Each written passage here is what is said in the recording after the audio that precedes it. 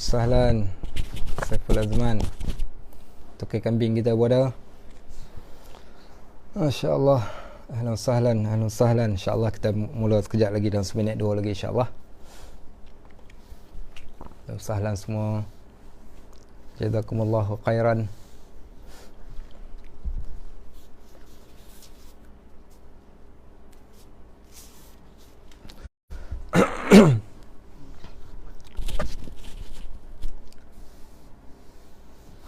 Wan Najib,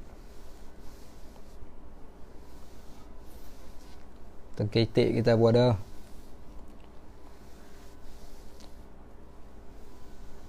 Anwar Hayati, terketik tu, siapa nak beli itik boleh beli dengan dia.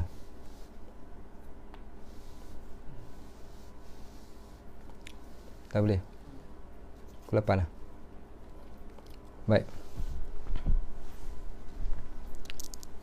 boleh mula lah. Khabar semua. Makcik Nah, orang Sungai Petani, apa khabar? Pak Abang sihat lah. Orang KL, orang Terengganu pun ada, orang Kedah pun ada, orang Kulim. Masya Allah alaik. Ahlan ya Muhammad Ammar.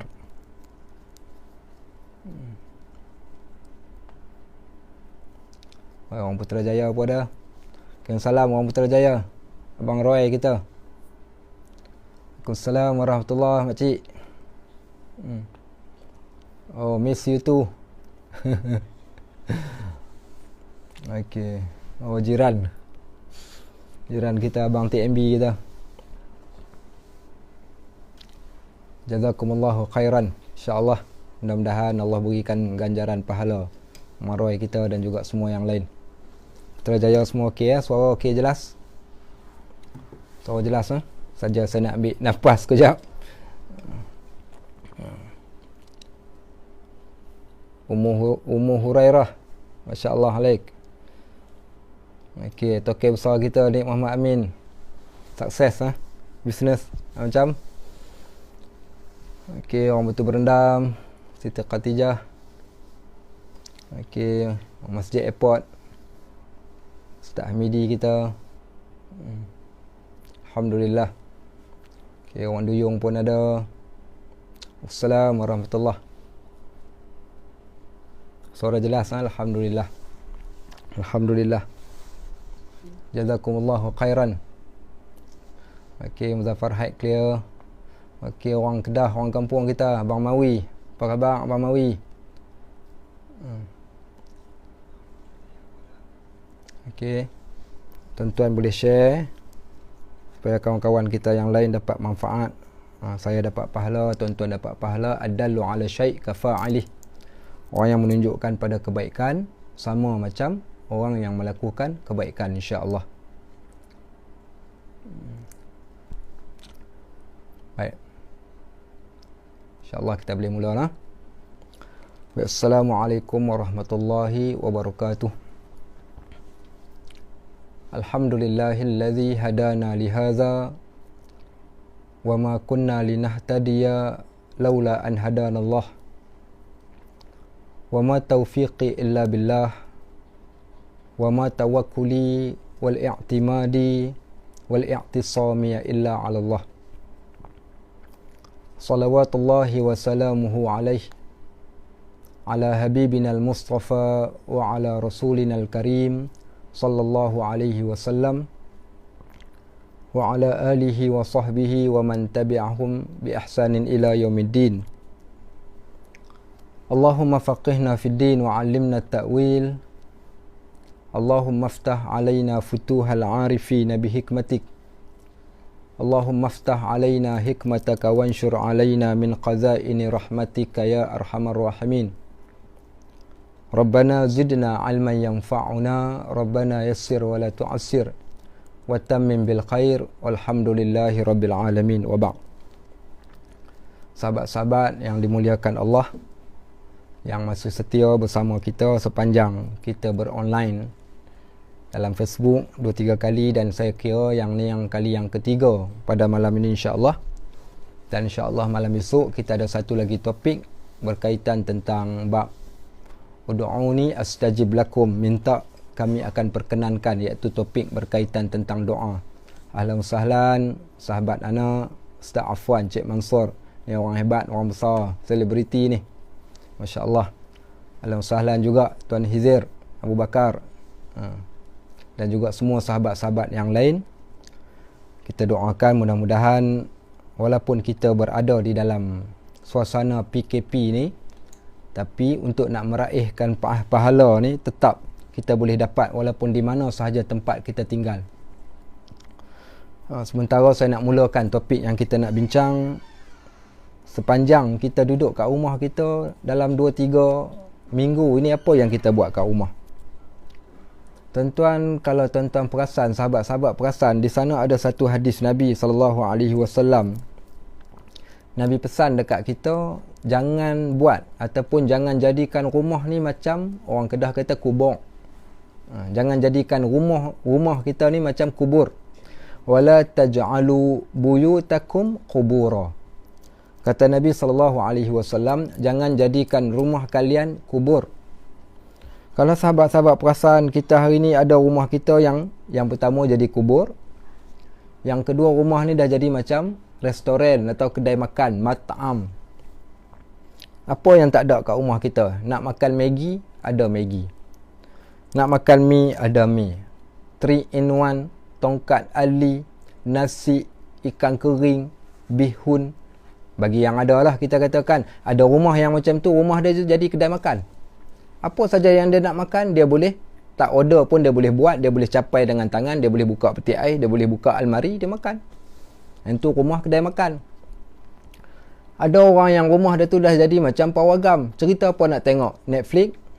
Tak cukup Netflix, dia pergi order pula satu lagi apa box, saya pun tak tahu apa nama. Dalam tu ada 1000 filem yang dia boleh tengok. Satu filem ke satu filem, satu drama ke satu drama, satu cerita ke satu cerita. Rumah jadi macam pawagam, pasang sound system. Bukan? Duduk tiap-tiap hari kita duduk layan lagunya, filemnya. Jadi rumah dia jadi rumah pawagam.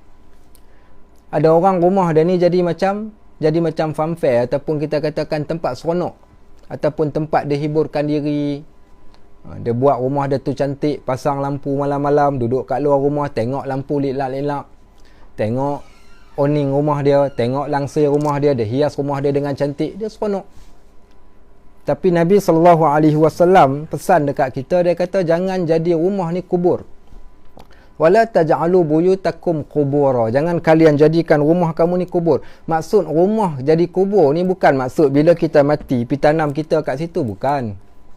Apa maksud wala taj'alu buyutakum qubura ni? Maksudnya jangan jadikan rumah tu kubur, iaitu rumah yang tak ada amalan langsung kat dalam rumah. Apa maksud rumah tak ada amalan? Semayang tidak ada dalam rumah tu. Al-Quran tidak ada dalam rumah tu. Zikir tidak ada dalam rumah tu. Ta'lim tidak ada dalam rumah tu. Bila hilang 4 perkara ni, maka rumah tu jadi macam kubur. Bukankah kubur ni tempat kita tak boleh beramal? Boleh solat dalam kubur? Tak boleh. Boleh berzikir dalam kubur? Tak boleh. Boleh baca Quran dalam kubur? Tak boleh. Habis tu, kita nak jadikan rumah kita macam tu, sedangkan kita boleh buat ketika mana kita hidup ni, kita boleh buat. So Nabi SAW pesan, wala taj'alu buyutakum qubura. Jangan jadikan rumah kamu macam kubur. So apa nak buat? Tak nak jadikan rumah kita sebagai kubur ni, maka faqra'u suratul Baqarah fiha. Baca surah Baqarah kat dalam rumah, salah satunya. Kita ambil dengan bentuk yang lebih luas, maknanya baca Al-Quran kat dalam rumah ni, jadikan tempat yang kita baca Al-Quran. Tak boleh nak baca Al-Quran, kita buat benda yang lain, ilmu-ilmu yang datang daripada Al-Quran. Sama ada zikirnya, tazkirahnya, peringatannya, sekurang-kurangnya tak boleh selalu pun. Ambillah satu masa. Ambil satu masa, jadikan rumah kita ni supaya rumah tak jadi kubur, rumah yang sentiasa dibacakan ayat Al-Quran. Sebab tu kalau siapa pernah jumpa hadis, pembeza di antara rumah yang usang dengan rumah yang berseri ataupun rumah yang penuh dengan kita katakan ketenangan, adalah pembezanya adalah Al-Quran yang dibacakan di dalam rumah tersebut dengan Al-Quran yang tidak dibacakan. Ada satu kisah berlaku. Seorang sahabat Al-Bara' bin Azib, kalau siapa buka kitab tafsir Ibnu Katsir, kita akan jumpa pada mukadimah surah Al-Baqarah. Al-Bara' bin Azib ni cerita dia satu hari ni dia duduk baca Al-Quran kat dalam rumah dia. Rumah orang Arab ni ada sebahagian berbumbung, sebahagian yang lain tak berbumbung. Jadi dia tidur kat luar rumah dia ni. Sebelah dia ni ada anak dia yang masih kecil. Sebelah anak dia ni ada seekor kuda peliharaan dia. Kuda tunggangan dia. Jadi waktu tu dia tengah baca Al-Quran. Waktu dia tengah baca Al-Quran tu, tiba-tiba kuda dia ni bising, angkat dua-dua belah kaki. Dia berhenti, stop bacaan. Kuda dia pun diam balik. Dia sambung balik baca, kuda dia bising pula. Dia stop balik bacaan, kuda dia diam. Dia sambung balik baca, macam tu juga jadi. Akhirnya dia kata, aku takut kuda tu terpijak anak aku. Akhirnya dia berhenti bacaan. Baik, kemudian dia pun berbaring. Waktu dia berbaring tu, dia pandang ke atas langit. Tentu hadis ni hadis yang sahih. Kalau tuan-tuan buka dan tafsir Ibn Katsir, kita akan jumpa hadis ni. Dia pandang dekat langit ni, tiba-tiba dia nampak beberapa cahaya kat atas. Akhirnya dia kata cahaya tu pun hilang. Keesokan hari dia tanya Nabi SAW. Ya Rasulullah, sekian aku baca Quran, kuda aku bising. Nabi kata, 5 lam taqra'. Pasal apa hang tak baca sampai habis? Kata, Al-Bara' bin Azib, dia kata, sebab anak aku ada kat sebelah, aku takut kuda tadi tu terpijak anak aku. Kata Nabi SAW, kalaulah sekiranya engkau teruskan bacaan, kami juga akan dapat lihat cahaya tersebut. Apa dia cahaya tu? Cahaya itu adalah bagaimana ramainya dan banyaknya para malaikat yang turun. Turun dekat mana? Turun dekat di mana-mana tempat, di mana-mana rumah, yang mana di dalam rumah tersebut dibacakan Al-Quran. Yang ni yang kita nak, keberkatan di dalam rumah kita. Terutama kita waktu ketika mana tengah PKP sekarang ni kan. Maka Al-Quran di antara sebaik-baik benda yang kita baca. Tak boleh baca banyak, baca sedikit. Baik muslimin, muslimat, sahabat-sahabat yang dirahmati Allah. Tajuk kita pada malam ini adalah berkaitan tentang jangan putus harap. Apa maksud jangan putus harap? Perasan ke tak perasan kita ni, macam-macam benda yang kita nak di dunia ini dan juga di akhirat. Macam-macam benda juga yang kita telah lakukan. Terutamanya ayat ini ataupun tajuk ini asalnya adalah salah satu tajuk yang diletakkan di dalam satu topik tarbiyah ataupun ilmu tasawuf, iaitu bab yang disebut sebagai ar-raja. Ar-raja ni maksudnya harap, bukan rojak makan. Maksud ar-raja ni maksudnya adalah harap. Harapan kita. Harapan kita. Macam mana nak bagi tuan-tuan faham apa maksud jangan putus harap? Apa yang kita nak kena harap? Tuan-tuan, kita adalah hamba.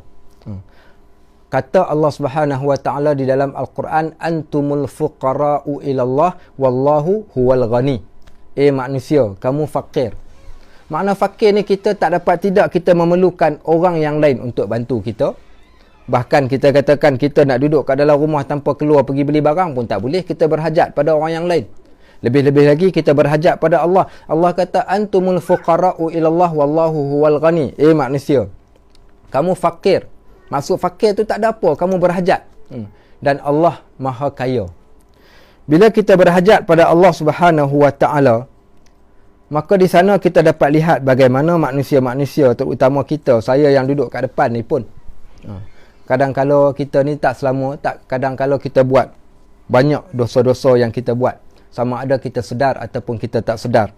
Ayat ini di antara ayat-ayat ataupun topik ini di antara topik yang menceritakan perihal tentang dosa kita dengan Allah Subhanahu wa taala dan bagaimana Allah berikan harapan kepada manusia untuk mereka mengubah diri mereka. Yang pertama kita katakan kepada orang-orang yang pendosa. Siapa-siapa yang buat dosa, ingat kita masih lagi ada Allah. Allah sentiasa membuka pintu ataupun jalan untuk kita nak bertaubat kepada Allah. Saya bawakan kepada sahabat-sahabat satu kisah. Apa kisah dia? Kisah berkaitan tentang seorang lelaki di zaman Nabi SAW. Kalau siapa tahu, dia ni di antara orang yang telah membunuh bapa saudara kepada Nabi SAW, iaitu Hamzah bin Abdul Muttalib. Hamzah bin Abdul Muttalib ni di antara bapa saudara kepada Nabi SAW. Nabi sayang sungguh-sungguh dekat dia. Di antara orang yang Nabi sangat sedih ketika kematian dia di dalam peperangan Uhud. Siapa yang bunuh dia? Yang bunuh bukan cerita yang sampai dekat kita ni, cerita Israeliat, cerita palsu. Dikatakan Hindun yang bunuh dia, seorang perempuan bernama Hindun. Tapi kisah yang betulnya bukan Hindun, tetapi seorang lelaki yang bernama Wahsy bin Harb. Wahsy bin Harb ini dia telah diupah oleh Hindun untuk bunuh Hamzah bin Abdul Muttalib. Maka dia pun pergi bunuh. Setelah dia dapat bunuh, dah selesai dah meninggal dah mati. Ketika Fathu Mekah. Waktu Fathu Mekah, Nabi SAW telah panggil dia datang ke depan. Nabi kata, aslim taslam. Dia kata, Wahsy, masuk Islam, kau akan selamat. Dia kata, wahai Muhammad, bukankah engkau pernah mengatakan kepada kami, siapa yang bunuh satu nyawa, maka dia akan kekal selama-lamanya duduk kat dalam neraka. Jadi apa poinnya kalau aku masuk Islam pun, aku tak akan selamat dan sudah pasti aku akan masuk neraka. Tuan-tuan, ada orang yang rasa macam tu. Saya pernah jumpa dengan seorang hamba Allah. Waktu tu saya pergi ke Mekah, umrah. Saya ingat saya dalam 7-8 tahun yang lalu. Saya telah bagi tazkirah kat satu tempat dekat hotel ni. Ada 2-3 grup jemaah umrah ni. Saya bagi tazkirah pada dia orang. Waktu tengah duk bagi tazkirah ni, ada seorang lelaki yang berdiri di sebalik tiang. Dia tak pakai macam orang lain biasa pakai jubah, pakai pakaian yang kita rasakan biasalah duduk kat Mekah, bukan? Tapi hamba Allah ni, dia pakai baju t-shirt cap payung, baju belang-belang, pakai seluar selek, pakai kupiah macam biasa. Waktu time saya tengah makan ni, dia datang bisik dekat telinga. Dia kata, Ustaz, nak jumpa sekejap dekat lobi sekejap lagi. Kalau Ustaz ada masa, saya nak jumpa sekejap dekat lobi. Saya kata, tak apa. Saya pun turun dekat lobi, jumpa dengan hamba Allah tersebut. Dia pun cerita, dia kata, Ustaz, sebenarnya dia kata, saya nak minta tolong Ustaz satu benda. Ustaz, saya banyak dosa. Saya buat dosa banyak sungguh-sungguh, Ustaz. Dia kata, cumanya saya sekarang ni saya buntu, saya tak tahu macam mana saya nak start, macam mana caranya saya nak bertaubat, saya tak tahu. Saya Datuk sekian-sekian nama, saya pernah pegang jawatan sebagai KSU, Ketua Siusaha. Ni bukan orang calang-calang orang ni orang besar. Jumpa dengan saya di Mekah. Dia kata, Ustaz, saya nak bertaubat pada Allah, Ustaz, tapi saya tak tahu macam mana saya nak mula dan macam mana caranya saya nak bertaubat. Minta Ustaz tolong guide saya. Nampak bagaimana kadang-kadang kita jumpa ada orang-orang yang macam tu, mereka nak berubah tapi tak tahu cara macam mana nak berubah. Itu Alhamdulillah, sekurang-kurangnya Allah berikan kesedaran macam mana ramai lagi orang yang ada dekat luar sana yang mana mereka tak rasa apa-apa pun. Ada ramai orang yang macam tu yang tak rasa apa-apa, tapi Alhamdulillah ada orang ni, orang yang dia ada perasaan tu. Hak paling kita takut sekali bila kita buat dosa, kita tak rasa apa-apa. Yang ni yang paling bahaya. Sekejap lagi kita cerita yang tu. Baik, tak apalah. Dia pun cerita tentang diri dia. Dia kata, Ustaz, dulu waktu saya bekerja, Ustaz, saya join satu geng. Dia kata kawan-kawan dia ni lah. Kawan-kawan kami ni, dia kata, geng kami ni kami panggil geng semua halal. Maksudnya tak ada benda dosa. Semua kami main redah, kami buat belaka. Dia kata, tapi dia kata dia walaupun dia duk buat dosa, dalam hati dia ni masih ada lagi sedikit perasaan takut. Fikir balik, ya Allah, kalau lah aku mati besok, macam mana lah keadaan aku, macam mana lah besok aku, kalau aku masuk kat dalam kubur, macam mana lah azab yang aku akan kena timpa kalau aku dibangkitkan di hari akhirat kelak. Maknanya dia ada perasaan takut. Ni yang tanda orang ni orang yang ada iman. Dia kata, dalam ramai-ramai kami ada seorang kawan kami, dia kata, kawan kami ni siap sampai dia sebut, dia kata, aku ni besok, dia kata, kalau aku mati, aku ingat aku nak minta nak masuk dalam neraka lah kot. Berani ni kawan ni. Apa dia kata? Aku besok kalau aku mati, aku nak masuk neraka. Tahu tak pasal apa dia cakap macam tu? Dia kata sebab, dia kata kalau nak masuk syurga, of course, dia kata syurga ni ramai orang. Bila ramai orang, aku tak suka ni tempat-tempat nak kena beratur ni. So masuk neraka, of course, dia kata neraka ni sudah pasti. Dia kata tak ramai orang, tak payah beratur. Tapi betul juga apa yang dia kata. Tuan-tuan, masuk neraka tak payah beratur. Pasal apa tak payah beratur? Cuma dia datang berkumpulan. Allah kata, khudhuhu faghulluh, tangkap dia, ikat dia, summal jahim salluh, kemudian pegang dia, campak, lempar masuk kat dalam neraka. Seseorang tu dimasukkan dalam neraka, dicampak dia, diseret, diikat. Macam mana dibuat? Kalau ada orang buat teka-teki, dulu-dulu kan ada orang buat teka-teki. Apa dia teka-teki dia? Apa benda, kaki kat atas kepala, kepala kat atas kepala, tangan kat atas kepala. Kita duk kata apa benda, kita bercakap kutu. Jawapan dia kutu lah dulu-dulu. Tapi kalau ditanya apa benda tangan dekat tengkuk, kaki dekat tengkuk, apa benda? Jawapan dia, orang yang nak dicampak masuk kat dalam neraka. Diikat kaki dan tangan pada leher, kemudian dicampak. Hamba Allah tadi tu, dia buat layar buruk. Apa dia kata? Dia kata, aku besok kalau aku mati, dia kata, aku ingat nak masuk neraka lah kot. Pasal apa nak masuk neraka? Dia kata sebab syurga ni confirm lah. Dia kata ramai orang. Kalau dah ramai orang, aku tak suka lah nak kena beratur-beratur. Dia kata baik masuk neraka tak payah beratur. Ada orang yang sampai berani sampai macam tu. Tapi ada orang, iaitu orang-orang yang selalu fikirkan pasal akhirat. Siapa fikir pasal akhirat tu, hati dia akan jadi jernih. Baik, jadi hamba Allah tadi tu dia tanya saya, macam mana cara nak buat, nak taubat tu nak mula macam mana? Orang yang macam ni kita perlu berikan kepada mereka, jangan putus harap. Okey. Jangan putus harap. Apa benda kita nak bagi dekat orang yang macam ni? Kita nak bagi iaitu satu petikan ayat daripada surah Az-Zumar. Sekejap lagi kita sama-sama buka, tapi saya tak nak buka lagi sekarang ni. Sekejap lagi saya nak cerita lagi, ada 2 lagi cerita. Kemudian kita akan buka ayat, iaitu ayat yang ke-54. Ayat yang ke-53 daripada surah Az-Zumar. Baik, kisah yang kedua saya ceritakan pada tuan-tuan. Kisah ada orang yang bila dia putus harap tu, apa kesan berlaku pada dia. Kisah yang kedua ni berlaku ketika saya bekerja sebagai salah seorang staff. Waktu tu saya jadi warden hostel sebuah kolej. Tak payah sebutlah kolej ni kat mana. Okey, waktu tu berlaku satu kes. Kes apa? Tiba-tiba rektor kolej call, bagi tahu Ustaz Najib, pelajar kita perempuan seorang minum klorok. Okey, minum klorok. Sekarang masuk ICU. Seorang budak perempuan, dia minum klorok. Masuk ICU. Sebotol minum klorok, tuan-tuan. Baik, kata rektor kolej ni, Ustaz pergi siasat tengok apa benda budak ni buat ni sampai minum klorok. Saya pun pergi siasat, panggil kawan-kawan sebilik dia. Bila tanya, rupa-rupanya baru tahu cerita. Okey. Apa dia cerita dia? Cerita dia budak perempuan ni putus cinta. Bercinta dengan seorang lelaki. Saya pun tanya hebat sangat ke lelaki tu. Dia kata lelaki tu kerja dia sebagai driver lori. Tapi dia frust bila mengetahui lelaki tu suami orang. Akhirnya tension, balik ke rumah, minum klorok 1 botol. Masuk ke hospital, saya pun pergi cek. Bila pergi cek kat hospital tu, tengok waktu tu dia dah dikeluarkan daripada ward ICU ni. Pergi ziarah. Saya kata pada dia, engkau bagus. Kenapa bagus? Sebab engkau orang lain bersihkan diri dengan bertaubat. Engkau bersihkan diri minum klorok. Cerah masa depan. Okey. Saya kata lepas ni tak ada buat lagi lah.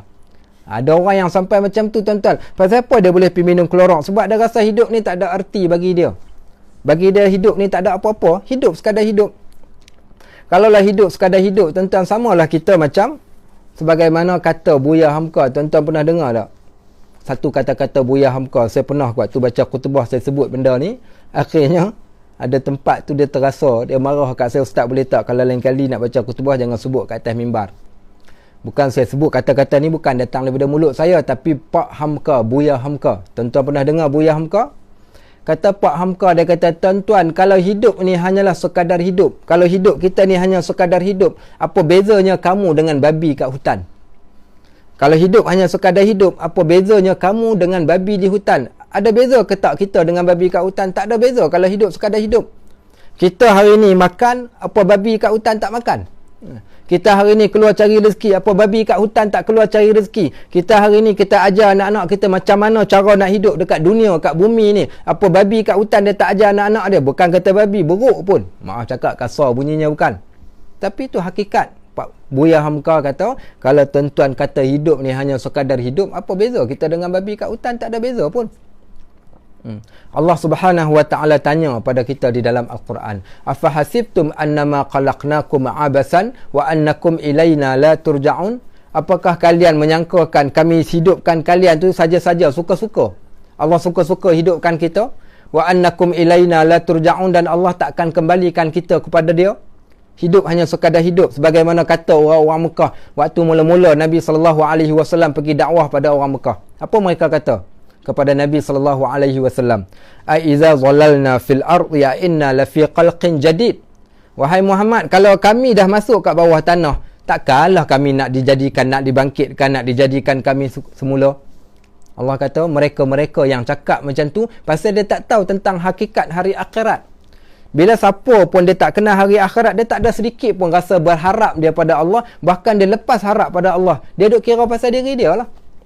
Dia tak nampak pun akhirat, bahkan dia tak nampak pun kepentingan akhirat dalam diri dia, bahkan dia tak rasa pun keperluan dia untuk berharap pada Allah. Ni dalam keadaan kita tengah susah, kita duduk dalam situasi PKP, kena duduk dekat rumah, virus yang ramai orang yang dah meninggal dunia di seluruh dunia, termasuk di dalam negara kita. Dia boleh relax, tak rasa apa. Ada orang yang masih melakukan dosa. Kalau tuan-tuan perasan tengok, di antaranya kita amat rasa sedih bila tengok statistik yang mereka buat satu kajian ketika mana dalam tempoh kita berkurung ini, maka orang-orang yang melayari iaitu website porn teramat ramai, meningkat bila ketika cuti. Dia tak ada apa nak buat lah sekali, bukan Al-Quran yang dia buka, dia pergi tengok cerita-cerita yang mengarut. Baik, itu yang berlaku. Pasal apa? Sebab dia tak rasa pun kepentingan akhirat dalam diri dia. Dia tak harap sikit pun ke Allah. Senang ke, susah ke, dia kata semua sebabkan. Sebab apa? Sebab dia. Seolah-olah macam hidup ni hanya sekadar hidup. Sebab tu Allah tanya kita, afahasibtum annama khalaqnakum abasan wa annakum ilaina la turja'un? Apakah kalian menyangka kami jadikan kalian suka-suka dan kalian takkan kembali? Allah kata walau tara idzil mujrimuna nakisu ru'usihim 'inda rabbihim. Kalaulah mereka tahu, kalaulah mereka dapat melihat hari ketika mana kami datangkan manusia di hadapan Allah di hari akhirat. Nakisu ru'usihim, waktu tersebut orang-orang yang buat dosa tak ingat dekat Allah waktu kat dunia ni, mereka pergi menghadap Allah ni dalam keadaan kepala tunduk. 'Inda rabbihim, ketika menghadap Allah. Tuan-tuan tahu ke tidak, ada orang yang datang jumpa Allah dalam keadaan seronok, gembira, bahkan dia tersenyum. Allah sebut dalam Al-Quran, wujuhun yawma idzin nadhirah ila rabbiha nadhirah. Ada wajah orang yang muka dia berseri-seri saat ketika dia dapat kali pertama tengok Allah Subhanahu Wa Taala. Ada orang yang pula wa wujuhun yawma idzin basirah. Ada orang yang datang dalam keadaan muka dia muram durja ketika dihadapkan di hadapan Allah Subhanahu Wa Taala. Allah kata walau tara izil mujrimuna nakisu ru'usihim 'inda rabbihim. Kalaulah kamu dapat tengok macam mana hari ketika kami seret puak-puak buat dosa dulu kat dunia, didatangkan, dihadapkan di hadapan Allah. Mereka menundukkan kepala. Apa mereka akan kata? Dulu dekat dunia tak gatai nak bentak doa, tak nak berdoa. Waktu sampai dekat akhirat, waktu tu baru mereka tahu. Waktu tu barulah mula start nak minta. Minta apa? Rabbana absarna wa sami'na farji'na na'mal salihan inna muqinun. Tuhan kami telah tengok, hari ni kami tengok betul-betul neraka. Wa sami'na, kami dah dengar sungguh-sungguh dah ni. Farji'na na'mal salihan, Tuhan kami boleh tak tolong kembalikan balik kami kat dunia. Inna muqinun, kami nak buat amal soleh kerana hari ni kami betul-betul yakin. Kami betul-betul yakin. Apa lagi berlaku? Ada orang saat ketika mana, kalau tuan-tuan perhati dalam Al-Quran, kisah bagaimana setelah seorang hamba Allah ni, dia dah mati saja, tup-tup dah mati saja. Waktu tersebut, apa berlaku? Dia minta, Rabbirji'un. Dia kata, wahai Tuhanku, tolong kembalikan aku. La'alli a'mala salihan fi ma tarak. Mudah-mudahan aku dapat beramal soleh dengan amalan yang telah aku tinggalkan. Aku tak sempat buat dulu, sekarang baru aku nak buat. Bukankah tu mereka berharap? Bila mereka berharap ni, waktu berada di akhirat kelak pada waktu tersebut. Kat dunia dia tak rasa apa-apa pun, tak harap pun. Tapi pergi ke akhirat, barulah dia tahu keadaan dia bagaimana saat ketika waktu tersebut. Apa malaikat kata kepada orang yang minta macam tu? Allah kata, awalam nu'ammirkum awalam nu'ammirkum ma natadzakkaru fihi man tadzakkar wa ja'akumun nazir. Dia kata, manusia, bukankah aku telah panjangkan usia engkau? Kami datangkan pada usia tersebut peringatan wa ja'akumun nazir, dan kami bawa datang tanda-tanda sebagai peringatan kepada manusia. Tapi kita tak peduli pun. Kita tak peduli dan kita tak harapkan. Sebab tu bila mana manusia tu dia hilang harapan dia pada Allah, dia tak fikir langsung pasal akhirat. Akhirnya dia jadi macam kes pertama yang saya tunjukkan tadi, bagaimana nak bunuh diri. Ada satu kes yang kedua pula, ni budak lelaki, tadi budak perempuan, yang ni budak lelaki. Saya kira sekarang ni dah jadi trend lah.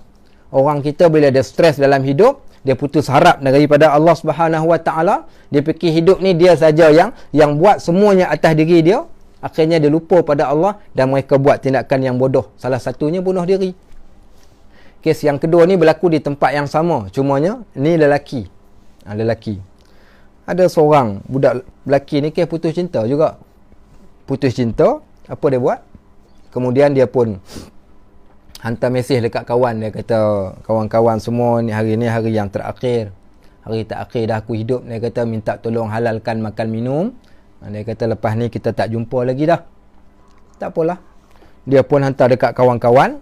Lepas lah dah hantar kat kawan-kawan ni, kawan-kawan dia datang menunjuk kat saya. Dia kata, ustaz ni kawan kami dia hantar mesej pelik ni, bunyi macam nak bunuh diri.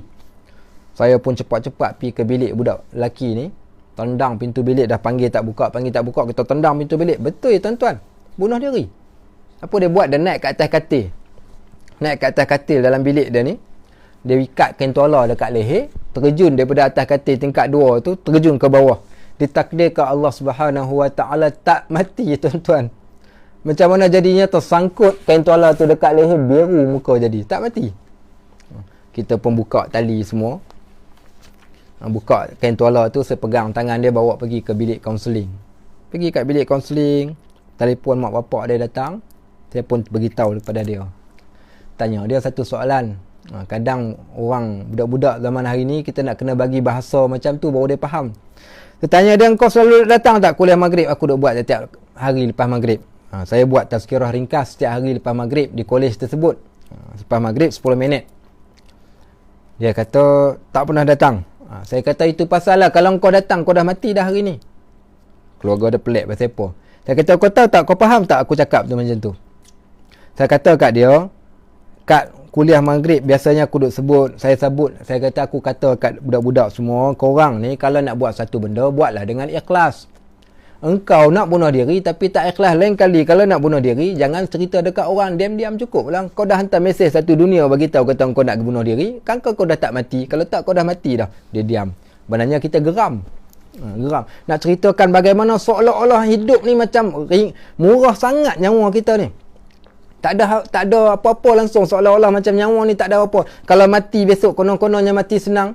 Tu Apek cerita Piramli tu apa dia kata? Hidup susah, mati pun susah. Apek tu pun tahu mati susah. Ini kan pula kita bagaimana keadaan kehidupan kita selepas daripada kematian. Takkah kita nak harapkan pada Allah Subhanahu Wa Taala? Maka ayat ini di antara ayat. Yang pertama, ayat ini diturunkan kepada orang-orang yang lalai. Diturunkan pada pendosa-pendosa. Diturunkan kepada orang yang tak pernah fikir pun tentang keampunan Allah. Dia juga diturunkan pada orang yang merasakan, kita katakan yang memandang kepada rahmat Allah Subhanahu Wa Taala, yang itu Allah Subhanahu Wa Taala Maha Pengampun, Allah Subhanahu Wa Taala Maha Pengasih, bahkan pintu taubat sentiasa terbuka kepada mereka. Jom sama-sama kita tengok ayat yang terdapat di dalam surah Az-Zumar ayat yang ke-53. Baik, saya bacakan ayat dia. Tuan-tuan yang ada Quran boleh semak Al-Quran masing-masing. Ba'da a'udzu billahi minasyaitonir rajim. Bismillahirrahmanirrahim. Qul ya ibadiyalladzina asrafu ala anfusihim la taqnatu min rahmatillah. Tuan-tuan, kalau tuan-tuan baca ayat ni, bukakan hati. Al-Quran ni dia ada satu sifat dia, sifat roh yang menghidupkan jiwa. Waktu baca ayat ni, kenang balik kita ni banyak sangat-sangat dosa yang kita buat. Siang hari, malam hari, waktu orang nampak, waktu orang tak nampak, dosa kita yang dahulu, dosa kita yang sekarang. Maka banyak sangat dosa-dosa yang kita buat, sama ada kita sedar ataupun kita tak sedar. Baik, dalam ayat ini Allah kata, Qul, katakan wahai Muhammad, ya ibadi, kepada hamba-hambaku. Ayat ni ayat yang amat lembut. Tuhan mana? Kalau kita nak cari Tuhan Allah ni yang penuh dengan sifat Ar-Rahman Ar-Rahim, Allahu Arhamar Rahimin. Buat dosa pun Allah ampunkan lagi dosa. Nak tengok kat mana rahmat Allah Subhanahu Wa Taala ni supaya kita bergantung dan jangan kita putus harap daripada rahmat Allah. Saya ceritakan kepada tuan-tuan. Ada satu kisah. Satu kisah ni berlaku di dalam satu peperangan, iaitu peperangan Hunain. Ketika peperangan Hunain ini berlaku waktu tu, Nabi SAW setelah menang di dalam peperangan tersebut, dikumpulkan para tawanan perang. Dikumpulkan di satu tempat. Ketika dikumpulkan di satu tempat pada waktu tersebut, tiba-tiba di celah-celah orang ramai itu ada seorang perempuan.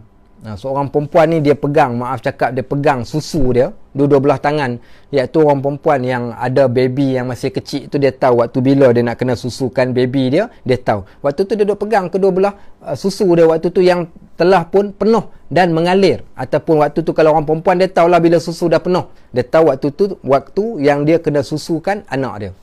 Duk pegang dua belah tangan dia ni, sambil duk cari anak dia yang hilang. Rupa-rupanya dia ada seorang baby, anak kecil dia ni hilang di celah-celah kaki orang ramai. Dia duk carilah anak dia ni, duk panggil nama anak dia.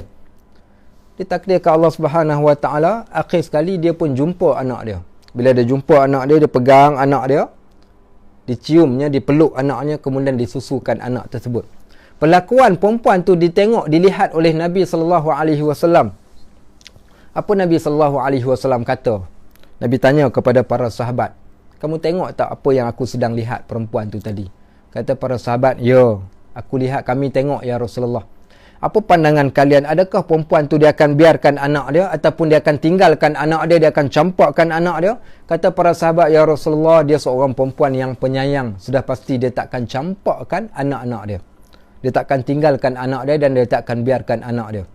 Kata Nabi SAW, sebagaimana kamu tengok perempuan yang kasihkan pada anak, seorang ibu yang kasihkan pada anak, Allahu arhamar rahimin, sesungguhnya Allah lebih pengasih lagi daripada mana-mana orang yang pengasih.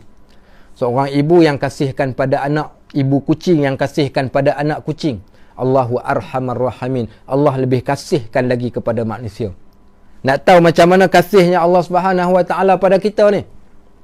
Baik, kita tengok satu hadis yang saya bacakan kepada tuan-tuan. Apa dia hadis dia? Hadis yang berbunyi iaitu man hamma bihasanatin, siapa yang niat nak buat baik, falam ya'malha, kemudian dia tak buat baik. Man hamma bihasanatin falam ya'malha, katabahallahu lahu hasanatun kamilah. Allah tuliskan bagi dia satu kebaikan penuh. Seorang hamba Allah, dia niat nak buat baik, kemudian dia tak buat yang dia niat tadi, Allah nanti tulis bagi dia satu kebaikan yang penuh. Wa in ya'malha, tapi sekiranya kalau dia buat kebaikan tersebut, katabahallahu lahu asyaratun amsalihha, tapi kalau dia buat kebaikan tu tadi, Allah nanti tulis 10 kebaikan penuh. Niat nak buat baik tak terbuat, Allah bagi satu kebaikan. Kemudiannya pula, kalau sekiranya dia buat, Allah jadikan, gandakan kepada 10 kebaikan. Siapa yang boleh bagi macam tu? Okey, niat nak pergi kerja, tak pergi, dapat gaji sehari. Baik, tapi kalau dia pergi, digandakan hari sehari dia pergi tu, dia akan dapat gaji selama 10 hari. Bos mana boleh bagi tuan-tuan? Tak ada bos yang boleh buat macam tu, melainkan Allah Subhanahu Wa Taala. Baik, Nabi SAW sambung lagi. Nabi kata, "Wa man hamma bisayyi'atin." Siapa yang niat nak buat benda yang dosa. Ada orang yang dia niat nak buat benda yang tak elok. Falam ya'malha, kemudian dia tak buat dosa tersebut. Dia niat dah nak buat jahat ni, tapi dia tak buat. Katabahallahu lahu hasanatun kamilah. Allah tulis bagi dia tu satu kebaikan penuh. Fa in ya'malha, tapi kalau sekiranya dia buat, katabahallahu lahu sayyi'atun mislaha. Kalau dia buat, Allah tuliskan satu kejahatan. Tentu dapat tangkap tak apa yang saya cerita ni? Okey, saya cerita lagi, satu lagi dengan elok. Seorang hamba Allah niat nak buat baik. Okey, seorang hamba Allah niat nak buat baik, kemudian dia tak buat, Allah tulis bagi dia satu kebaikan. Kalau dia buat, dia dapat 10.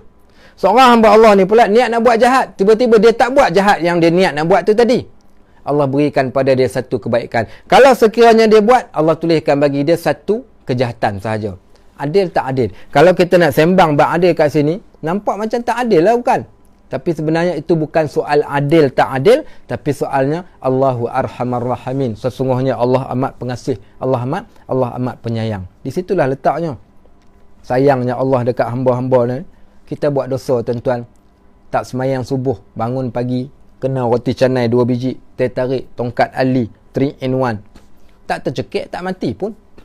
Baik, tak semayang dah berapa puluh tahun dah kita tak semayang.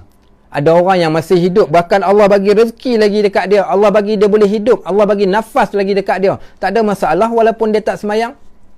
Ada orang yang kutuk Allah, yang cerca Tuhan, bahkan kadang-kadang dia benci dekat Islam, benci dekat agama, dia kutuk para alim ulama. Allah tak turunkan bala terus pada dia pun, dia boleh hidup dengan sukses saja, tak ada masalah pun. Nampak?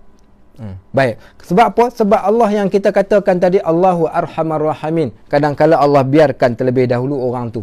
Allah nak biarkan orang tu sebab apa? Mungkin supaya ada kebaikan yang barangkali mungkin dia akan buat di akhir hidup dia. Sebab tu jangan putus harap dengan rahmat Allah. Baiknya Allah berkata di dalam ayat ni, qul ya ibadiyallazina asrafu ala anfusihim. Katakan kepada hamba-Ku. Apa dia maksud dia? Katakan kepada hamba-Ku, iaitu mereka-mereka yang telah melampaui batas. La taqnatu min rahmatillah. Janganlah kalian putus harap daripada rahmat Allah.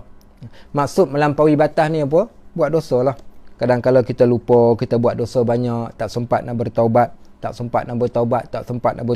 dosa kita bertimbun-timbun, Allah masih lagi biarkan kita hidup, Allah masih lagi beri rezeki. Dan akhirnya Allah kata, barang siapa yang buat dosa sebanyak mana sekalipun, maka janganlah dia putus harap daripada rahmat Allah. Kita kembali balik tadi kisah apa nama Wahsy bin Harb. Wahsy bin Harb ni dia datang jumpa Nabi kata, aslim taslam, masuk Islam kau selamat. Dia kata, ya Rasulullah, dia kata sebelum ini, dia kata engkau sendiri yang cakap siapa yang bunuh orang dia akan masuk dalam neraka. Kata Nabi SAW, Allah turunkan satu ayat, illa man taba wa amana wa amila salihah summa tada. Illa man taba wa amana wa amila salihah ulaika yubaddilullahu sayyiatihim hasanat. Kata Allah, melainkan orang-orang yang bertaubat pada Allah, mereka beriman, kemudian mereka beramal soleh, maka mereka itulah orang yang Allah akan gantikan dosa dia tadi, Allah gantikan dengan kebaikan kepada dia. Baik, bila dia cakap macam tu, dia kata, ya Muhammad, dia kata syarat tu syarat yang amat ketat. Hadza syartun, dia kata azim, syartun syadid. Syarat ni ketat sangat-sangat. So dia kata, aku tak terbuat lah. Dia kata, kalau syarat yang macam tu susah lah aku. Dah lah kena bertaubat, kena beriman pula, kena beramal soleh pula. Kemudian barulah digantikan kejahatan, digantikan dengan kebaikan. Dia kata, so aku tak nak terima. Baik, Allah Subhanahu Wa Taala telah turunkan pula ayat yang kedua. Apa bunyi ayat yang kedua? Ayat yang kedua, qul ya ibadiyallazina asrafu ala anfusihim la taqnatu min rahmatillah innallaha yaghfiru dzunuba jami'a. Katakan kepada hamba-hambaku, wahai Muhammad, mereka yang telah melampaui batas, telah melakukan dosa, janganlah mereka putus harap daripada rahmat Allah. Sesungguhnya Allah akan mengampunkan keseluruhan daripada dosa-dosa yang mereka lakukan. Tuan-tuan, inilah kita katakan, siapa yang buat dosa, kadang-kadang kita tengok lupa nak bertaubat pada Allah, Allah masih lagi buka. Sebab tu disebut dalam hadis, tubu ilallah qabla an yugharqir. Bertaubatlah kalian kepada Allah sebelum nyawa sampai ke kerongkongan. Waktu saat nak mati, bila dah sampai nyawa kat kerongkong, waktu tu dah tak ada apa lagi dah. Sebab tu sementara masih lagi boleh, ruang pintu taubat masih terbuka, bertaubatlah kita kepada Allah Subhanahu Wa Taala. Ya, betul. Ayat yang ke-53 daripada surah Az-Zumar. Ayat ni di antara ayat-ayat yang menunjukkan bagaimana keperluan kita untuk sentiasa meletakkan harapan yang tinggi kepada Allah Subhanahu Wa Taala supaya Allah ampunkan dosa-dosa kita. Begitu juga di sana tentang setiap benda yang berlaku di dalam kehidupan. Ada orang yang kadang-kadang dia rasa dia ni dah tak ada apa-apa. Kenapa kita rasa macam tu? Rasa tak berharap langsung dekat Allah. Sampaikan ada orang yang dia ni tak tahu nak doa apa pun tak tahu. Ada seorang hamba Allah ni datang jumpa saya. Dia kata, Ustaz, boleh tak Ustaz tolong tuliskan doa-doa lah yang Ustaz duk baca? Saya kata, bacalah doa apa pun tak apa, mintalah ke Allah. Kan Allah suruh kita minta. Dia kata, saya tak tahu nak minta apa. Dia kata, Ustaz. Tuan-tuan, ada orang yang sampai ke satu tahap, dia tak tahu pun apa yang dia nak minta dekat Allah. Kenapa orang tu jadi macam tu? Saya kira orang tu sebab apa dia tak tahu nak minta. Yang pertama, dia ingat yang benda yang dia nak minta tu benda yang dia tak ada. Contoh, dia kata dia nak minta sihat. Nak minta sihat buat apa? Dia kata, aku sihat lagi. Baru buat medical check up masih sihat. Nak minta rezeki, dia rasa rezeki yang dia dapat tu dah cukup. Nak minta suami, dia dah ada suami. Nak minta isteri, dia dah isteri. Nak minta anak-anak, dia dah ada anak-anak. Last kali dia tak pernah minta apa pun pada Allah. Okey, baik. So, bila dia dah sampai, saya kata kalau dah sampai tak tahu nak minta apa, minta yang ni sajalah. Saya kata, minta apa? Minta, wahai batu belah, batu bertangkup, engkau telan sajalah aku. Itu dah sampai dah ke satu tahap. Sampai kalau dah tak tahu lagi dah nak minta apa, tuan-tuan. Muslimin dan muslimat rahimakumullah, sahabat-sahabat yang dirahmati Allah Subhanahu Wa Taala sekalian. Maka kenapa punca manusia tak indah pada Allah? Satu sebab. Ibnu Atha'illah As-Sakandari disebut dalam kitab dia, min alamatil i'timadu 'alal amal nuhsanur raja' 'inda wujudiz zalal. Di antara tanda-tanda seseorang itu berpegang dengan diri dia, berpegang dengan amalan dia, bila berlaku sesuatu perkara dia akan rasa down yang teramat. Contoh, kita tanam buat sawah padi. Orang yang buat bendang, buat sawah padi, dia tahulah cari benih yang baik, kemudian dia pergi tanam, bajak sawah, buh baja, siram, air semua dah cukup. Ditakdirkan Allah, tiba-tiba berlaku sesuatu musibah, terbakar, datang banjir. Apa berlaku kat orang tu? Waktu tu dia akan jadi down yang teramat. Dia akan jatuh terjelepuk, dia akan marah silat-silat hari bulan, dia akan maki Allah. Sebab apa? Sebab dia rasa dialah yang boleh createkan hidup dia ni, bukan Allah yang menentukan. Bukan Allah yang memberi rezeki, tapi dialah yang buat rezeki untuk diri dia sendiri. Ni di antara punca manusia tidak berharap pada Allah ni bila dia rasa diri dia tu hebat. Disebabkan itu, satu hari Nabi SAW pernah sebut kepada para sahabat. Apa kata Nabi? Kata Nabi SAW, lan yadkhulanna ahadukumul jannah bi'amalikum. Kamu takkan masuk syurga dengan amal perbuatan kalian. Kalian takkan masuk syurga dengan amal perbuatan kalian.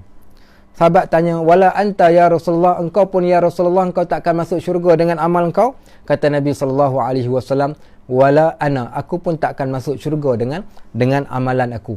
Tuan-tuan, macam mana nak faham hadis ni? Oh, susahlah kita. Puasa kita, zakat kita, sedekah kita, tiba-tiba kita tak boleh masuk syurga dengan amalan kita. Hadis ini nak didik kita. Nak didik apa? Nak didik kita supaya kita bergantung kepada Allah, bukan bergantung dengan amalan yang kita buat. Berapa ramai orang yang buat amalan yang banyak tapi Allah tak redha. Sebab tu saya pernah tanya satu soalan di dalam kuliah saya sebelum ini. Saya tanya tuan-tuan, bahkan sahabat-sahabat yang ada kat dalam live kita, Facebook kita pada malam ni, kalau saya tanya satu soalan lah. Kalaulah malam ni kita ada satu kuliah live Facebook, okey, siapa penceramah kita? Penceramah kita jemput malaikat maut. Okey, malaikat maut datang. Malaikat maut ni datang, dia ceramah kat depan kita ni, bukan betul-betul, ni cerita saja, sebut nak bagi contoh supaya tuan-tuan faham. Kata malaikat maut ni, dia kata malaikat ni lah, dia kata, tuan-tuan sekalian, saya datang, saya bawa satu perutusan daripada Allah. Apa dia perutusan tu? Perutusan tu adalah satu soalan. Allah tanya, okey, sekarang ni minta, siapa yang nak minta doa, siapa yang nak berdoa, minta, siapa yang nak minta sesuatu, mintalah pada aku. Satu permintaan, nescaya aku akan berikan permintaan tersebut. Satu permintaan saja setiap orang dalam tempoh masa 3 saat. Okey, tuan-tuan nak minta apa? Saya nak tengok ada tak orang kat dalam ni nak jawab. Kalau kita diberikan peluang untuk minta satu permintaan saja, Allah akan makbulkan. Apa yang tuan-tuan nak minta? Ayah Mat nak minta apa, Ayah Mat? Cuba jawab sikit. Okey. Ini Mariati Cik Omar nak minta apa? Masuk syurga dengan rahmat Allah dan redha Allah. Okey. Sahabat kita seorang jawab. Okey. Jun Adam jawab. Okey. Jai fotografi dia jawab. Dia kata nak minta nak masuk syurga. Okey. Minta, okey, sahabat kita Zaki minta keredaan Allah. Muhammad Hafiz minta Allah redha Ustaz. Okey. Hayat, okey, minta ampunilah dosa-dosa kami umat Islam. Okey. Sahabat kita ni Gokudu ni daripada Jepun, dia ni Gokudu Banzai, dia kata minta Allah redha. Azlina minta nak masuk syurga. Syahrudin minta nak masuk syurga juga. Okey. Ustaz Khairul Rizal, kita tak tahu Ustaz Khairul nak minta apa. Kalau diberikan peluang untuk minta saat ini, apa Ustaz nak minta? Muhammad Najmuddin minta Allah doa ampunkan dosa dia. Kamaruddin Omar minta Allah redha. Muhammad Anzalah minta syurga. Siti Khatijah minta Allah redha. Okey. Syahrul Fikri minta Allah rahmati dia. Rizwan Ibnu Syarif minta nak syurga juga. Muhammad Khairul Yusuf minta rahmat Allah. Fakrul Razi minta nak masuk syurga dan redha Allah. Syatila minta Allah ampunkan segala dosa dan masukkan ke dalam syurga. Jumari minta Allah redha. Mariati minta Allah akhirkan hayat dengan husnul khatimah. Baik. Amin Yahya minta jumpa dengan Nabi SAW. Mak kami minta apa? COVID-19 cepat hilang dan bumi Malaysia jadi kembali selamat. Minta rahmat Allah.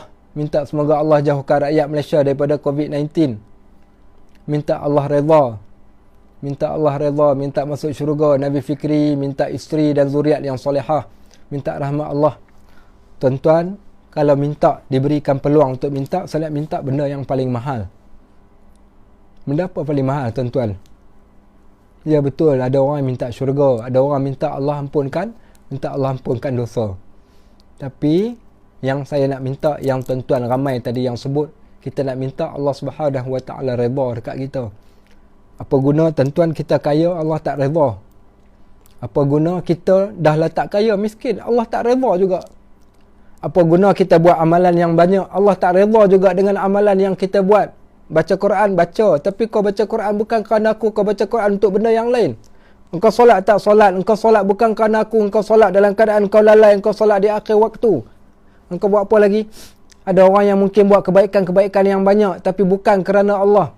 Allah tak redha sikit pun. Sebab tu bila Nabi SAW kata, lan yadkhulanna ahadukumul jannah bi'amalikum, kamu takkan masuk syurga dengan amal perbuatan kamu. Sahabat kata, wala anta ya Rasulullah, engkau pun. Nabi kata, aku pun takkan masuk syurga dengan amal perbuatan aku.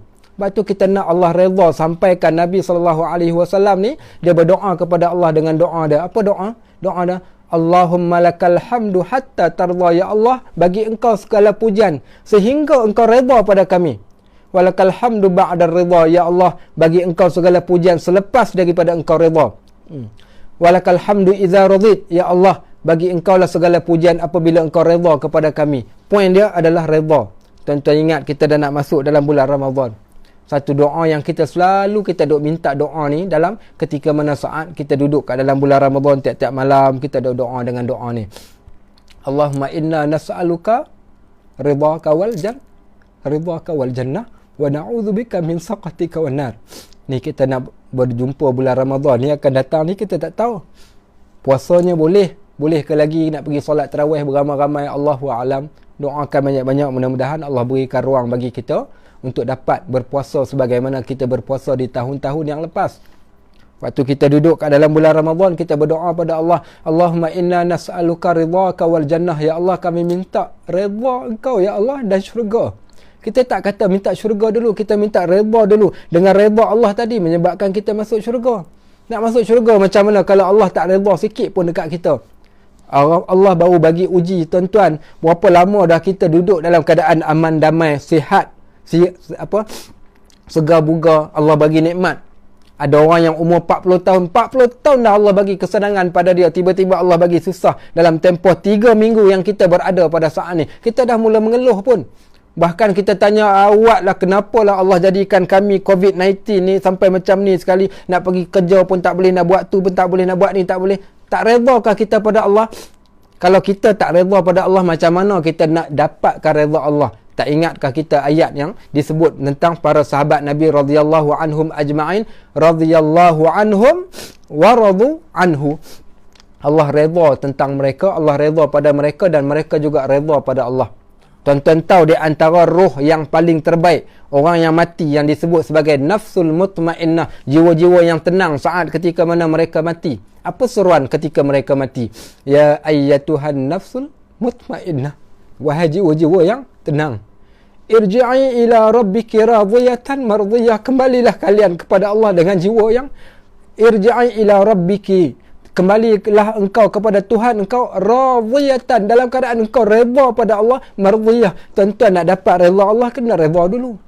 Apa yang Allah buat dekat kita, yang kita dapat hari ni, kita redha tak redha? Kita susah, Allah redha, kita redha ke apa yang berlaku, yang Allah buat untuk kita? Kita dapat rezeki sikit, kita redha tak pada Allah?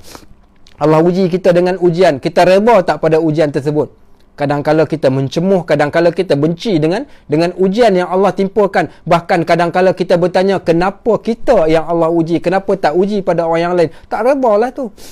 Bagaimana kita nak mendapat redha Allah dalam keadaan kita sendiri tidak redha pada Allah Subhanahu wa taala, sedangkan seruan bagi jiwa-jiwa yang tenang, ya ayyatuhan nafsul mutmainnah irji'i ila rabbiki radiyatan mardiyah. Sebab tu kita nak minta pada Allah Subhanahu wa taala, Allah berikan, datangkan pada kita keredaan. Dengan keredaan tersebutlah melayakkan kita masuk syurga. Bila Allah redha, Allah akan ampunkan dosa-dosa kita. Tuan-tuan, kalau kita pandang bagaimana pengharapan kita kepada Allah, kalau siapa perhati, di sana ada satu hadis kursi, kata Allah Subhanahu wa taala dengan lidah Nabi kita Muhammad sallallahu alaihi wasallam, ana 'inda dhanni 'abdi, aku berada pada sangkaan hamba-Ku. Kita berada pada Allah berada pada sangkaan kita. Bagaimana sangkaan kita kepada Allah Subhanahu wa taala? Apa sangkaan kita? Kita bersangka baik dengan Allah atau kita bersangka buruk dengan Allah Subhanahu wa taala? Seorang yang bersangka baik dengan Allah diceritakan, kalau tuan-tuan baca di dalam kitab Syama'il Muhammadiyah, diceritakan tentang hamba Allah yang dia masuk neraka. La samahallah, mudah-mudahan Allah masukkan kita semua kat dalam syurga. Dia masuk neraka. Orang yang Islam ni, kalau dia masuk neraka, dia akan dikembalikan balik tak ke syurga? Ya, setelah dijatuhkan hukuman, mereka akan dikembalikan balik ke syurga. Kata Nabi SAW, inni a'lamun nas, aku orang yang paling mengetahui, man awwalu udkhilul jannah wa man akhiru ukhrija minan nar. Aku orang yang paling mengetahui siapakah orang yang paling awal masuk ke syurga, ke dalam neraka, dalam syurga, dan siapa orang yang paling terakhir. Orang yang terakhir dikeluarkan daripada neraka, ataupun orang yang terakhir dikeluarkan daripada neraka dan dimasukkan mereka ke dalam syurga. Baik, kemudian keluar orang yang terakhir ataupun orang yang last sekali yang akan nak masuk dalam syurga ni, dia keluar dikeluarkan dia daripada neraka dalam keadaan memanjat dinding neraka ni, dia dapat keluar. Ketika keluar, Allah Subhanahu wa taala telah perintahkan perintahkan kepada para malaikat, keluarkan buku catatan amalan perbuatan dia, sembunyikan segala dosa-dosa yang dia telah lakukan, tinggalkan kebaikan dia sahaja. Dia pun keluar. Waktu keluar bertemu dengan Allah, diberikan buku catatan amalan yang dia telah lakukan. Tuan-tuan, buku catatan amalan, apa yang tuan-tuan harap hari ni? Buku-buku kita, kalau kita dapat tengok balik. Dalam Al-Quran Allah kata, wa wuzi'al kitab fataral mujrimina mushfiqina mimma fih. Diletakkan buku catatan amalan, orang yang berdosa ni dia akan tengok buku dia.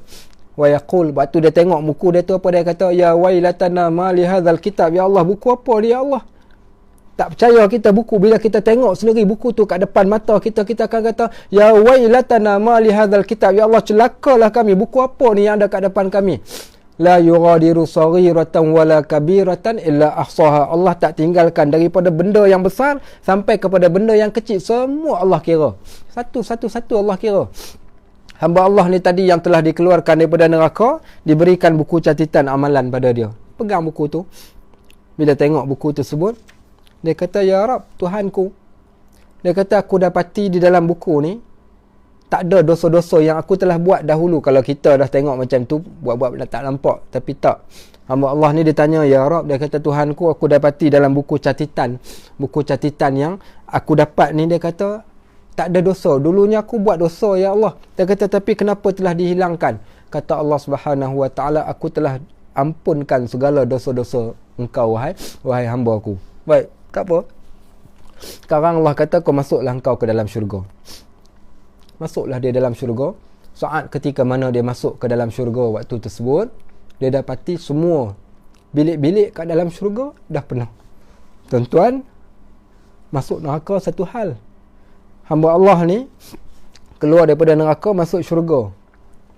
Bila masuk syurga, tiba-tiba tengok tak ada satu bilik pun yang dia boleh masuk. Semua bilik tu dah ada nama orang lain. Semua bilik dah penuh.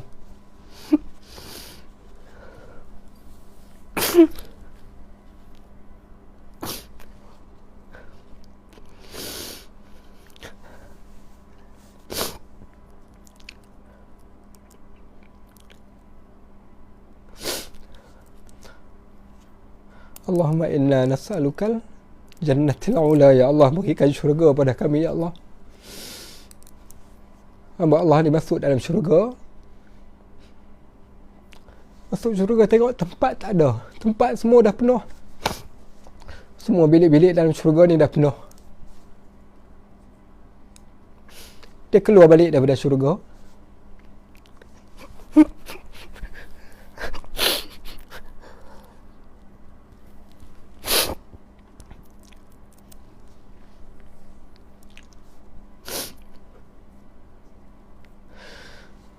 Dia keluar balik daripada syurga.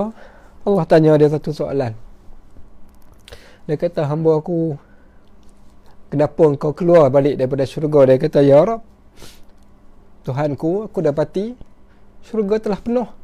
Tak ada tempat lagi bagi aku kat dalam syurga.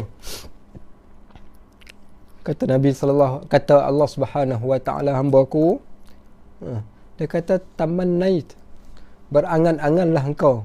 Dia kata, berangan-anganlah engkau, minta. Maksud berangan-angan tu, kau minta apa yang kau nak minta sekarang ni. Kau minta kepada aku apa yang kau nak minta. Maka mintalah, berangan-angankan apa yang kau angan-angankan.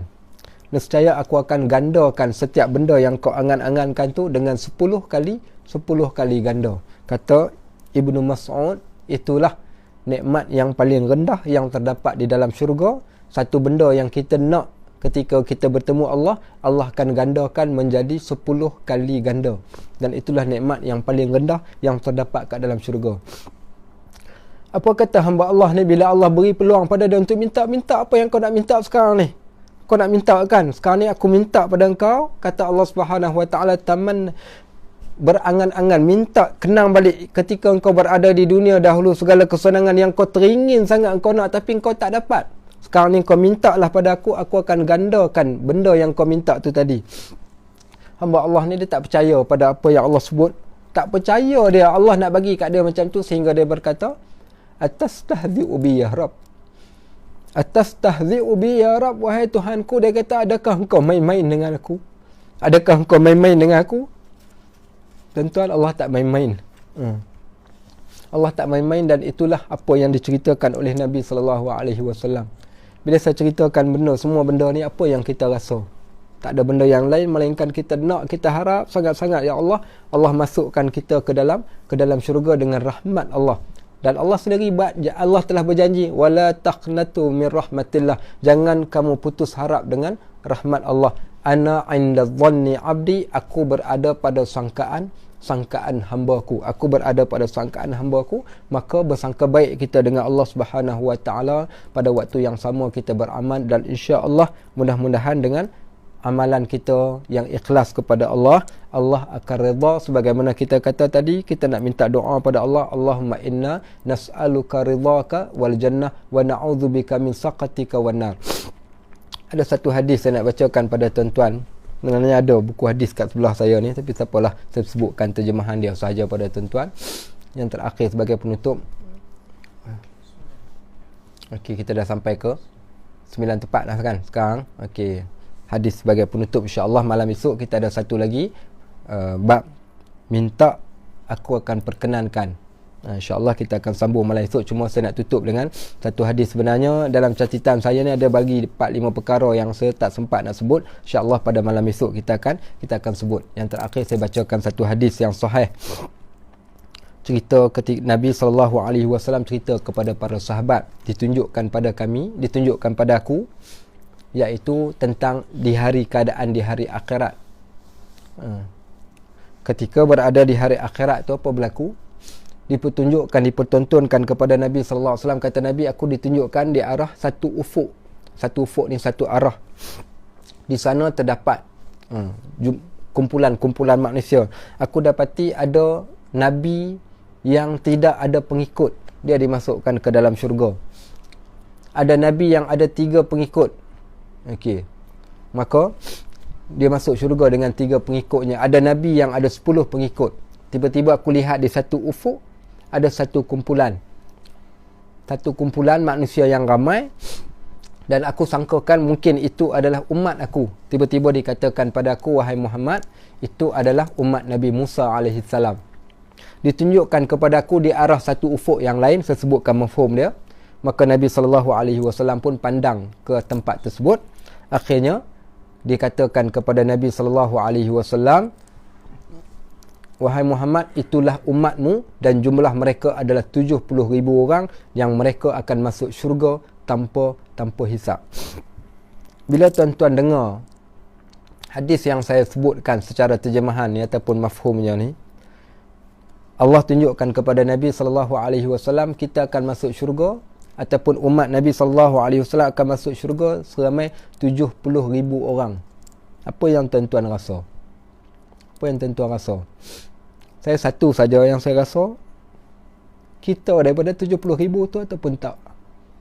Tuan-tuan rasa kita boleh masuk di dalam 70,000 tu ataupun tak? Okey. So, kat sinilah kita nak gunakan ayat tadi, wala taqnatu min rahmatillah. Waktu Nabi SAW cerita tu, ada seorang sahabat, nama sahabat ini Uqashah. Datang seorang sahabat jumpa Nabi, ya Rasulullah, tolong doakan kami, Allahumma ja'alna minhum, jadikan kami di antara 70,000 tersebut. Kemudian kata Nabi SAW, sabaqakum Uqashah, Uqashah telah mendahului kalian. Nabi SAW telah doakan pada Uqashah, Allahumma ja'alhu minhum, ya Allah, jadikanlah dia di antara 70,000 tersebut. Apa kita nak buat dengan hadis ini? Kita beramal dengan ayat Quran yang kita baca tadi, wala taqnatu min rahmatillah, jangan kamu putus harap dengan rahmat Allah, sebagaimana kata Umar Al-Khattab, launada munadin yaumal qiyamah, kalaulah di hari kiamat kelak dipanggil dengan satu seruan, kullun nas yadkhulunal jannah illa wahidan, semua orang masuk ke dalam syurga melainkan seorang saja yang pergi ke neraka. La aqiftu an akuna wahidan, aku takut kalau aku yang seorang tu tadi. Baik, launada munadin yaumal qiyamah, kalau dipanggil pada hari kiamat kelak ke semua orang, kullun nas yadkhulunan nar illa wahidan, semua manusia masuk ke dalam neraka melainkan seorang pergi ke syurga. La rajautu an akuna wahidan, sesungguhnya aku masih lagi berharap yang aku adalah orang yang satu tersebut. So point dia nak gambarkan di sini iaitu jangan putus harap dengan rahmat Allah Subhanahu Wa Taala. Allah telah janjikan kepada kita, maka orang yang tidak putus dengan rahmat, dengan berharap kepada Allah, sudah pasti Allah akan berikan. Nas'alullahi an yaj'alana au an yajma'ana fil jannah. Kita minta mudah-mudahan Allah kumpulkan kita semua di dalam syurga. Allahumma inna nas'alukal jannah wa na'udzubika min saqatika wan nar. Ya Allah, kami memohon kepada Engkau masukkan kami semua di dalam syurga-Mu ya Allah, dan kami minta berlindung daripada api neraka. Allahumma inna nas'aluka ridhaka wal jannah. Ya Allah, kami pohon redha Engkau ya Allah, dan kami juga pohon redha. Allahumma lakal hamdu hatta tarda. Ya Allah, kami puji Engkau ya Allah sampailah Engkau redha pada kami. Walakal hamdu idza radit, dan juga kami akan puji Engkau apabila Engkau telah redha pada kami. Walakal hamdu ba'da redha, kami tetap akan puji Engkau walaupun selepas daripada Engkau redha. Dan kami jadikan kami di antara orang yang mengucapkan perkataan ini di hadapan-Mu ya Allah. Alhamdulillahillazi hadana lihadza wa ma kunna linahtadiya laula an hadanallah. Waktu semua manusia yang masuk syurga nak dimasukkan ke dalam syurga, waktu tu kita berdiri, mereka akan nampak dah syurga daripada jauh ni. Disebut para malaikat kata, tilkumul jannah, itulah syurga yang kamu nak akan masuk. Uristumuha, yang diwariskan pada kamu, sekejap lagi kamu akan masuk.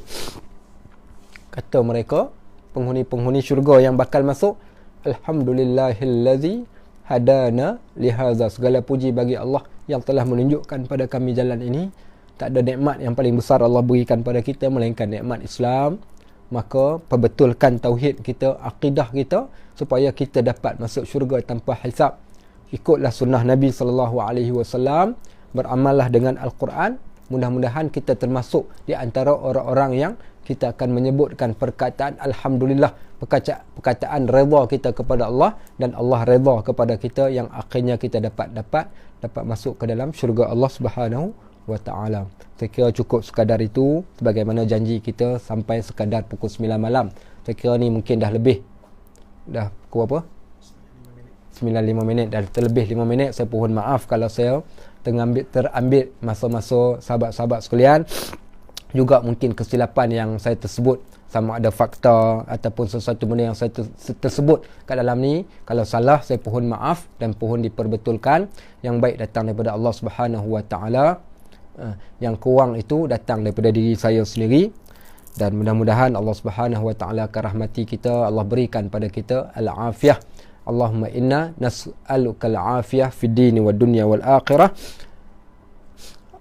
Subhanakallahumma wa bihamdik asyhadu an la ilaha illa ant astaghfiruka wa atubu ilaik. Wa sallallahu ala Muhammadin wa ala alihi wa sahbihi wa sallam. Walhamdulillahi rabbil alamin.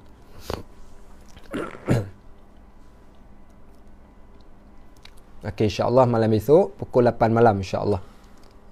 Malam esok pukul 8 malam. Topiknya Ud'uni astajib lakum, minta nescaya kami akan perkenankan. Kita topik berkaitan tentang doa insya-Allah. Baik, alhamdulillahirabbil alamin.